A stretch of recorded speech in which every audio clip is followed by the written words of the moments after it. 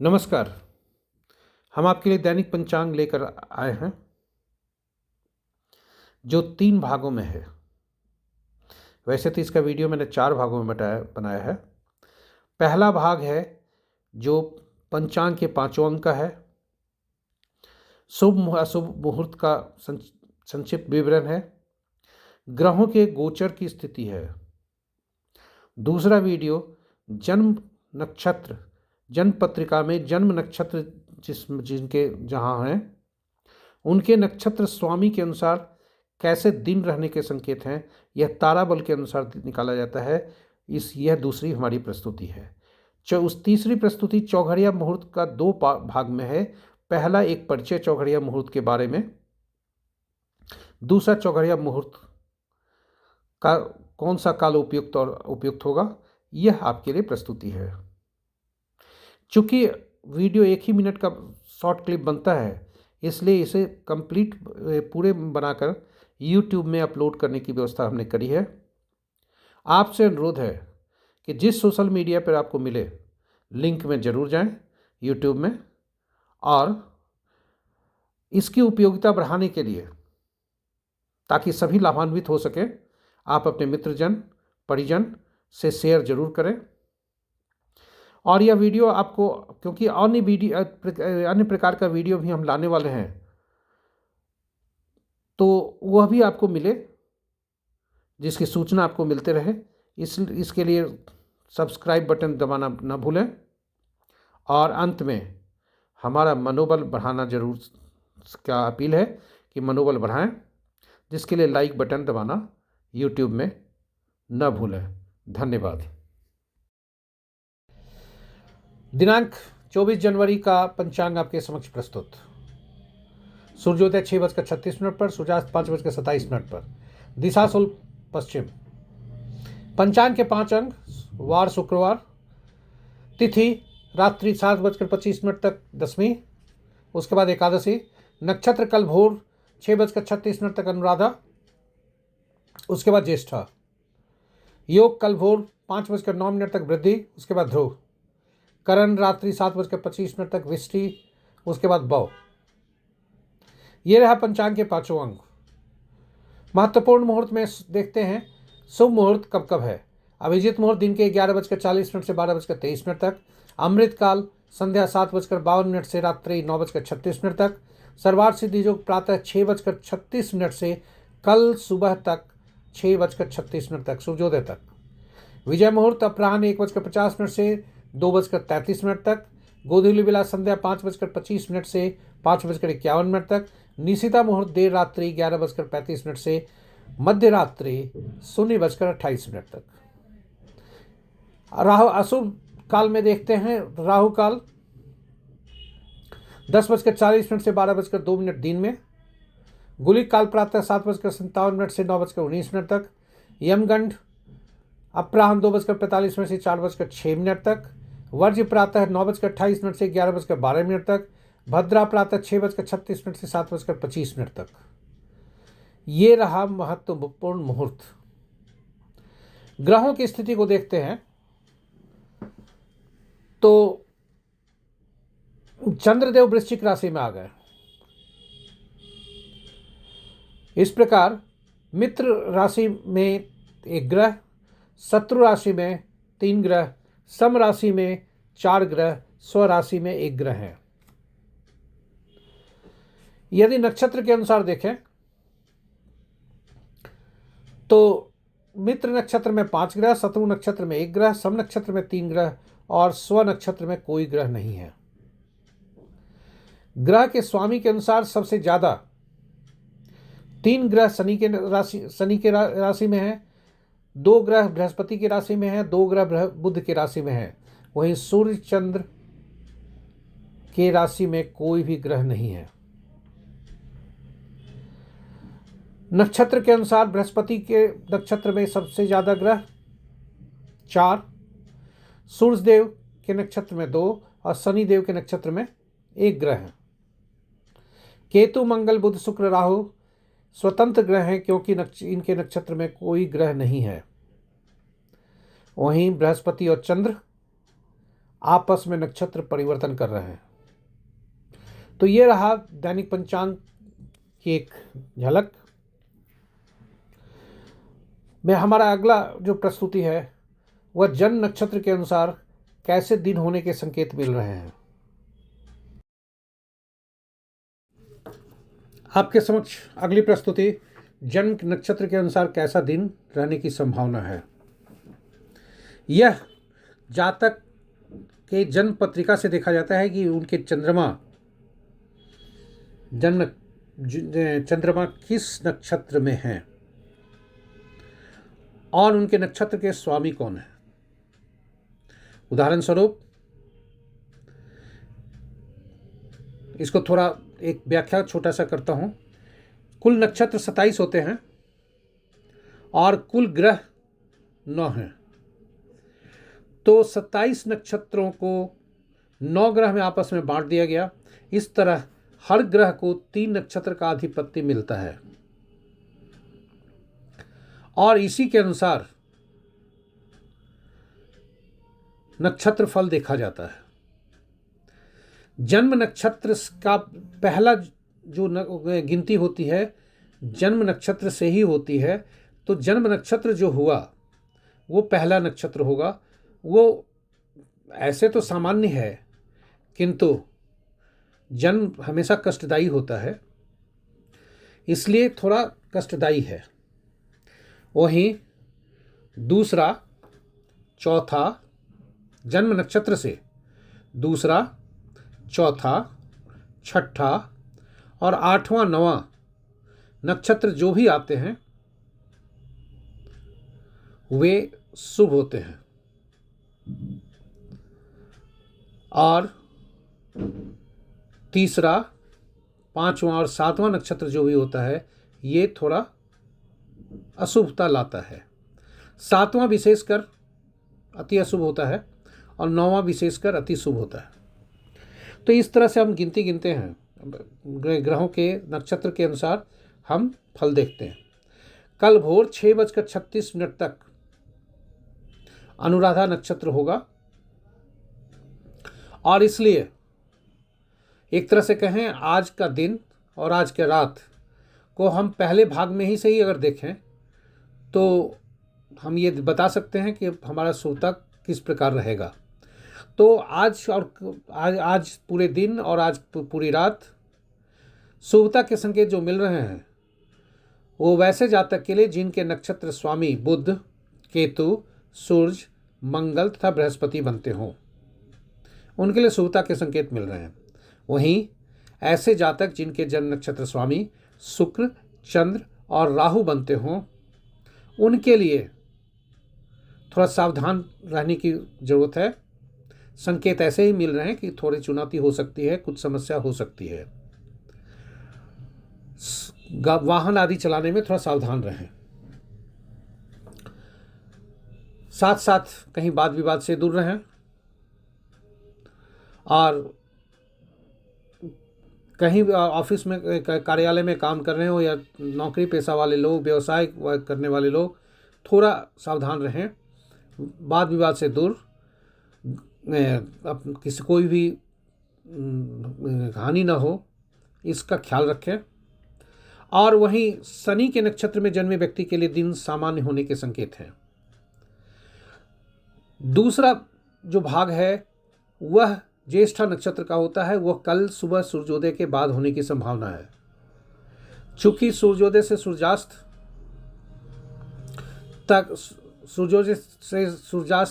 और कल सूर्योदय तक का पहला भाग ही होता है, इसलिए आगे का केवल प्रस्तुति आप सबकी सूचना के लिए है।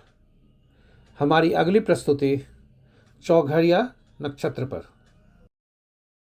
हमारी अगली प्रस्तुति चौघड़िया मुहूर्त पर है।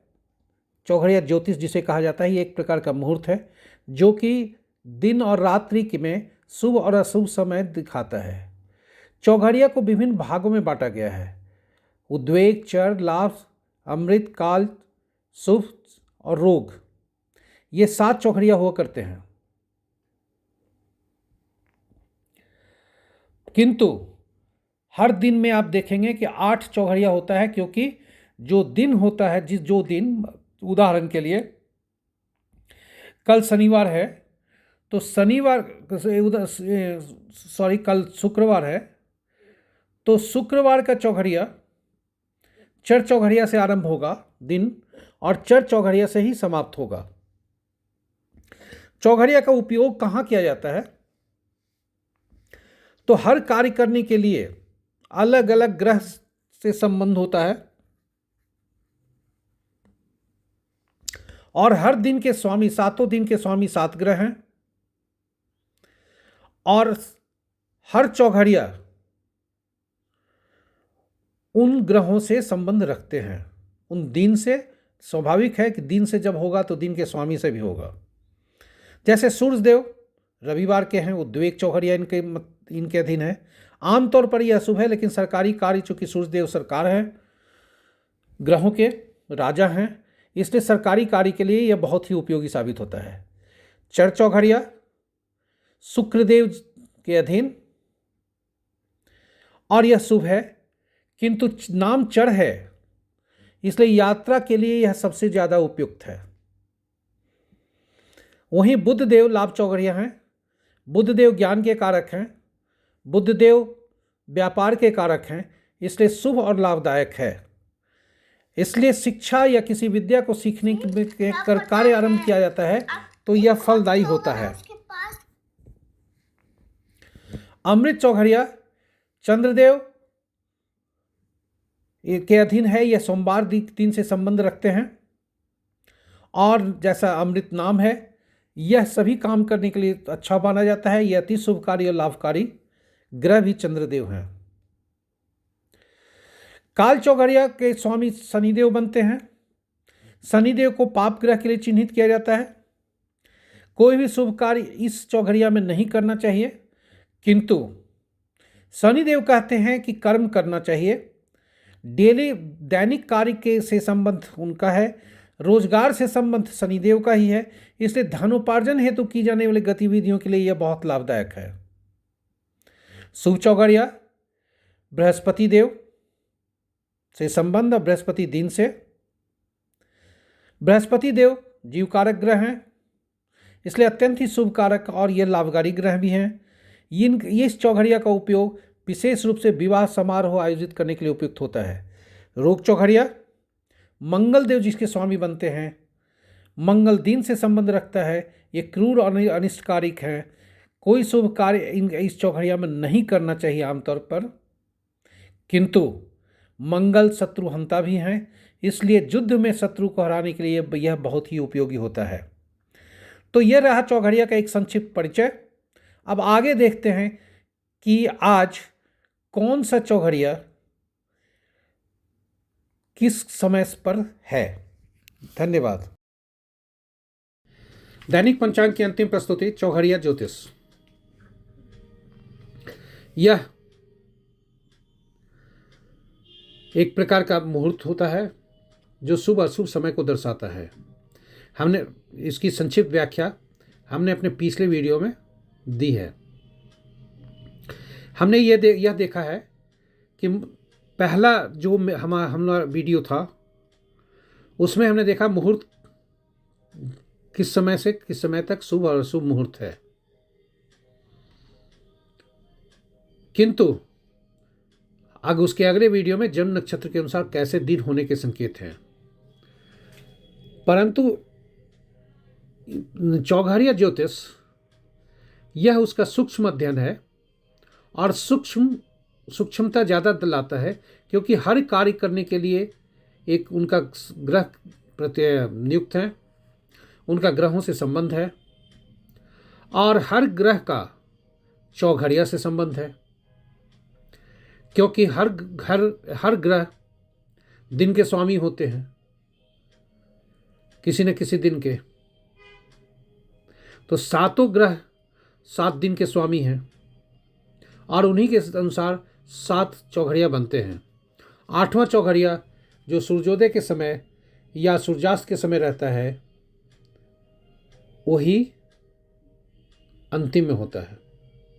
चूंकि दिन आज का वार आज का शुक्रवार है, इसलिए चौघरिया जो सुबह का आरंभ होता है वो चर से आरंभ होता है, जो सामान्य होता है।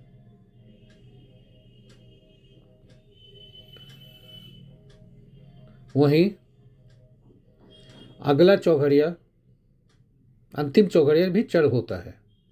रात्रि मंगल के चौघरिया से शुरू होता है और मंगल के चौघरिया से रात्रि समाप्त भी होती है। इसमें अब देखेंगे कि 9:19 से 10:40 तक बहुत अच्छा समय है, अमृत जो चंद्रमा का है, लेकिन वार वेला से ग्रसित है, इसलिए यह चौघरिया उत्तमता खो देता है। वहीं 10:40 से 12:02 तक काल चौघरिया है, जो शनि का चौघरिया है। यह चौघरिया कार्य करने के लिए तो बहुत, दैनिक कार्य आदि करने के लिए या नौकरी पेशा के लिए तो बहुत अच्छा है, किंतु यदि यह चौघरिया में काल बेला से चूंकि ग्रसित है, इसलिए ये इस चौघरिया के दौरान हर मनुष्य को ऐसे सावधान रहना चाहिए, और जिनका दिन नक्षत्र के अनुसार अच्छे नहीं है उन्हें ज़्यादा सावधान रहना चाहिए, क्योंकि ऐसा देखा जाता है कि यदि शुभ दिन है तो भी शुभता की कमी हो सकती है काल चौघरिया के दौरान, और यदि अशुभता है तो अशुभता का जो है बढ़ जाती है, और बढ़ने का ज़्यादा संभावना होता है, इसलिए थोड़ा सावधान रहने की ज़रूरत है। रात्रि में देखें कि 8:45 से 10:23 तक लाभ चौघरिया जरूर है, किंतु यह काल रात्रि से ग्रसित है, अधिव्याप्त है, इसलिए अशुभता से पूर्ण है, इसलिए इसको त्याग देना चाहिए। इसमें थोड़ा सावधान रहना चाहिए, और हमें कोई भी ऐसा काम न करें जो हमसे हमें शुभता कम अशुभता ज़्यादा लावे। तो ये रहा हमारी प्रस्तुति। आशा करते हैं हमारी प्रस्तुति आपको पसंद आई होगी, आ रही होगी, आप बराबर देख रहे होंगे। आपसे अनुरोध है कि हमें सुझाव जरूर दें, और विभिन्न प्लेटफॉर्म पे इसको हम पोस्ट कर रहे हैं। आपसे आग्रह है कि लिंक पर जाकर, YouTube के लिंक पर जाकर जो इसका लाइक बटन है वो दबाकर हमें प्रोत्साहित करें, मेरा मनोबल बढ़ाएं, और आपके सभी मित्रजन परिजन को लाभ हो सके इसके लिए शेयर करना नहीं भूलें। शेयर जरूर करें ताकि उन्हें लाभ हो, और हम चूँकि प्रयासरत हैं और भी वीडियो लाने का, और आपका हमारा वीडियो आपको तक पहुँचे, उसका नोटिफिकेशन आपको मिले, इसके लिए सब्सक्राइब बटन ज़रूर दबाएं। आशा करते हैं कि हमारे अनुरोध को आप ध्यान देंगे, पर उसको स्वीकार करेंगे, और साथ ही साथ हमें सुझाव जरूर देंगे, क्योंकि आपका सुझाव से ही हम नित्य इसमें कुछ न कुछ सुधार ला रहे हैं। तो आज इतना ही। आपका दिन शुभ हो। जय माता दुर्गे।